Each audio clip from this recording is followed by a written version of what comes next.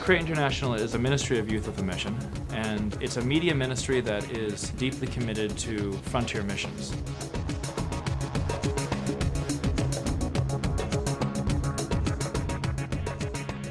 We always produce our projects in partnership with other missionaries or other Christians who are also committed to seeing a people group reached. As we have developed a good list of projects that we have done, people have become aware of us as guys who are, able to do this sort of work, and they've recognized by seeing other videos like, wow, we need this for my people group. We need an evangelistic film that will tell the story of our people or share the gospel with our people. We need a people profile on video that will help to raise awareness and raise prayer and other things. We need photographs, we need websites, stuff like that. Let's see how we can work together to do this. So it's really a partnership, and we call them our project partners. And we work closely with those guys to produce the kinds of projects that are really going to be useful for their work. Once we have decided that we're actually going to do a project, and we as a Create International leadership have prayed over it and know that this is right for us to do. Once we've worked out timing, when is the best time, also the human resources that are available, on-field assistants who can help our team to come in and do the work that we've been asked to do. I guess really what needs to happen is research and script writing are the two main things. Our heart is really to not just write the same script about Jesus every time, but to find the approach to sharing the gospel that is going to be the most effective for this particular people, depending on their culture, their religious experience. Now, along with the research comes the prayer, is asking God, here's all the information, now what do you want us to do? Give us your inspiration, show us how we should take this forward. And from there really is script writing.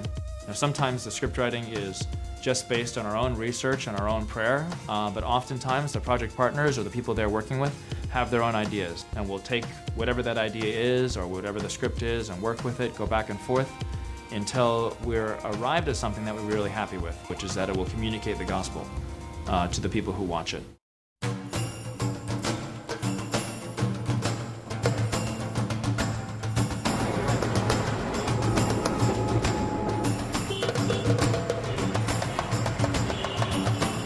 By the time we get to the field, hopefully, we have the majority of our script work for the evangelistic film done. However, often that is not the case. So sometimes when we get there, the first thing we do is we'll still sit down with our advisors, and we'll sit with them and we'll go through everything, all the story points, all of the spiritual presentation of the gospel, and we'll do whatever revision we need to finalize the script. Now, that needs to be translated. And while that's happening, we'll often be involved in, say, scouting locations, finding our actors. It's not really how you imagine films are normally made. There's not all this preparation time that we really have, but it's really like running with the project. We often don't have much time to do it. Instead of saying, let's look at what we can't do, let's do what we can do and put together a story that's going to be meaningful for the people who are going to watch it.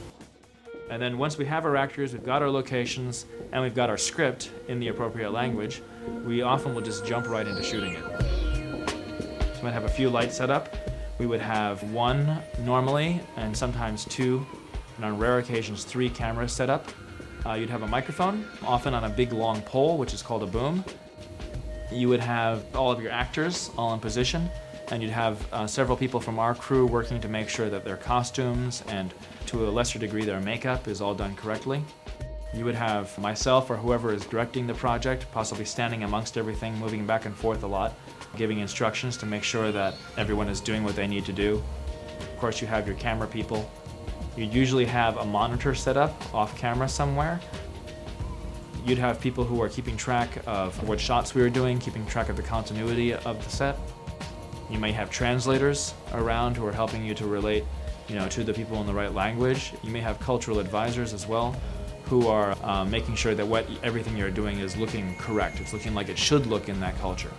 Now, that may sound like we've got about 100 people on the set, but really, other than maybe the extras who are there for church, you might be talking at most 15 or 20 individuals covering all of those jobs. Over the last number of years, Create International has been involved in producing what is for us still a new type of video. We've been calling them a contextual gathering or contextual fellowship video. As a result, what this has meant is we have added on more types of work, and that's quite a big leap when you add that one in there. because like the evangelistic film, it involves a whole process of directing a story. Very different type of story, but still a story in terms of working with actors and creating characters and having them go through a process.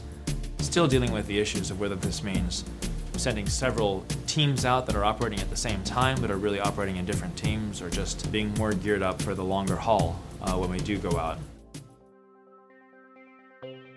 Well, there is of course a world of challenges and sometimes obstacles to overcome in the process of producing these videos. One of the biggest issues is noise. You're in an uncontrolled environment usually, and there's all sorts of sound issues that come into play. In some situations you're dealing with obstacles related to electricity. Either you're in a village that doesn't have electricity or has very little. Sickness is also something that we had to deal with, either our own sickness or sometimes sickness of actors as well. Depending on the location that we're in, there's also just issues that come up. You are foreigners, and especially if you pull out cameras and microphones and that sort of stuff, you just instantly draw a crowd. Whereas in other places, the kind of work we're doing would really be looked down upon by the local authorities. They would not be happy with people coming in to create something that would actually share Jesus with the people, and so there's security issues to work through. But there is a range of challenges, and God has never failed to show us ways to deal with them, to either be creative with the way that we are filming or to be creative with our stories. But the challenges are, they bring life to the project in a way.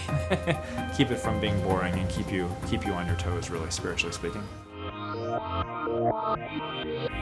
Our team comes back to Perth, where we have our editing suites and our post-production facilities, and we will have different people involved in the whole process of editing and doing the post-production for these videos.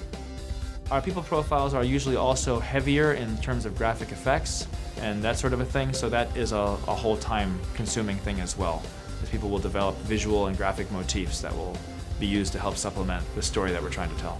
That usually takes far longer than the actual shooting process does.